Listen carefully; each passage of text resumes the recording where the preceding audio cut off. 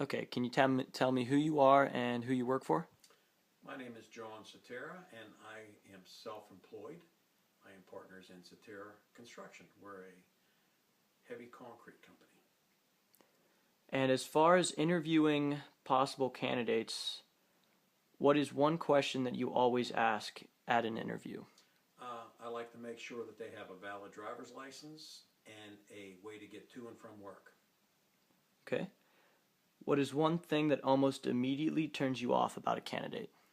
When somebody tries to tell me what they know, and I know that they don't know that. So you don't like somebody who says that they know it all and Right. When somebody comes on real pushy, saying they know everything, they've done everything, there's always something to learn. So, what is one piece of general advice you would give to a future interviewee? I would say have a good appearance and be on time and tell the truth. It's very important to be truthful. And last question, do you have any bias towards the physical appearance of a candidate? No, none whatsoever. So no tattoos or piercings. It really doesn't matter to me as long as the tattoos are not vulgar or when we're working, if the piercings are going to be a safety hazard while we're working. And is that the tattoos part probably because you work in the public and you want to have a good Right. image to. I want my crew to be very clean, polite, and if they have tattoos that have bad words or whatever, that's not that's no good. We can't have that working with the public. Okay, thank you very much. You're welcome.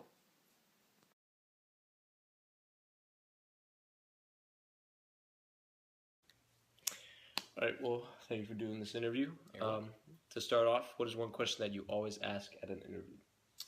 I always ask candidates about a very tough leadership challenge that they've had and how they've overcome it. So, what's the most difficult leadership problem that they've encountered and how they've overcome that? Okay. Now, what is one thing that almost immediately turns you off about a candidate? People who truly aren't prepared for the interview. So, people that would come in, body language, maybe dress, appearance, not appropriate for the interview, and people that when you do ask those questions, they really aren't. They hadn't prepared for it. So there's a lack of judgment. So would you say like communication is mainly the sole purpose behind that? Right. Communication is a very important part for for any kind of professional position. And if you can't communicate well during an interview, you don't have that good body language kind of stuff, then it reflects pretty poorly on you. What kind of body language do you look for? Certainly being engaged, eye contact, looking for appropriate dress, and that when they are talking to you, they're trying to be succinct and clear in their response. That they listen to the question, they don't just kind of jump in with a canned answer. Okay. And what is one piece of general advice you would give to future interviewees? One is to think very carefully about your experiences, and in particular those that haven't gone well. It's always nice when you can talk about all your successes, but what's really important is where you can talk about your failures or things that have not gone right and what you've learned about them, because that's really what everybody makes mistakes.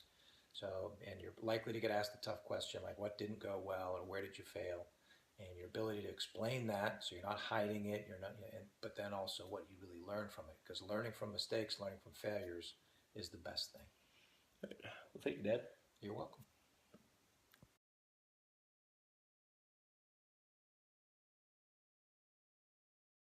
This is the reflection part of our video, and I was surprised when I interviewed my dad because kind of looking at him like my dad, I really didn't see him being okay with people with piercings and tattoos.